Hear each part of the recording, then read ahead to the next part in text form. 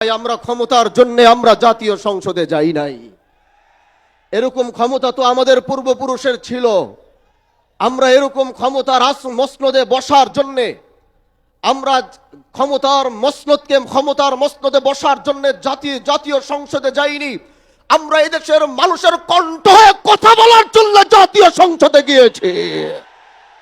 মাওলানা সাইদুদ্দিন আহমদ হানজালা।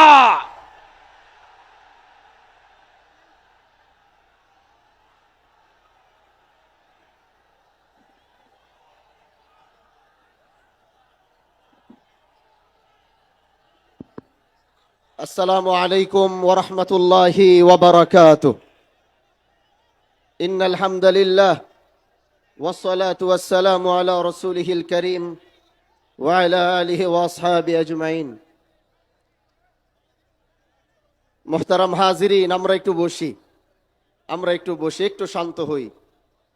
মাঠের আশেপাশে অনেক মানুষ হয়তো গরমে কষ্ট হচ্ছে, তাদেরকে অনুরোধ করব, আপনাদের কষ্ট তো সব সময় হয় না, মাঝে মাঝে একটু কষ্ট দেওয়া হয়।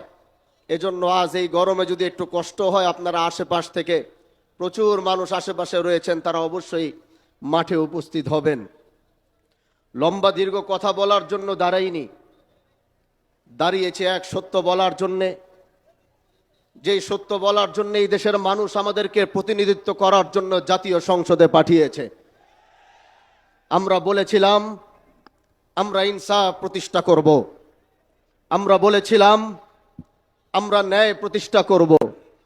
আর আমাদের এই আওয়াজগুলো, এই কথাগুলো এই দেশের মানুষ, আমার এলাকার মানুষ, তারা বিশ্বাস করেছিল এবং বিশ্বাস করে সেই শিবচরের মানুষ আমাকে ভোট দিয়ে আমাদেরকে জাতীয় সংসদে পাঠিয়েছে। মওলানা আল্লামা মামুনুল হক দামাত বারাকাতুহুম আমার উপর আস্থা রেখেছেন। আমার উপর আস্থা রেখে তিনি আমাকে এই দায়িত্ব পালন করার সুযোগ দিয়েছেন। ভাই, আমরা ক্ষমতার জন্য আমরা জাতীয় সংসদে যাই নাই। এরকম ক্ষমতা তো আমাদের পূর্বপুরুষের ছিল। আমরা এরকম ক্ষমতার মসনদে বসার জন্য আমরা ক্ষমতার মসনদে বসার জন্য জাতীয় সংসদে যাইনি। আমরা এদেশের মানুষের কণ্ঠ হয়ে কথা বলার জন্য জাতীয় সংসদে গিয়েছি। এজন্য যতদিন আমাদের কথাগুলো যতদিন রায় না হবে, আমাদের দাবিগুলো যতদিন পূরণ করা না হবে, আমাদের আন্দোলন চলতে থাকবে।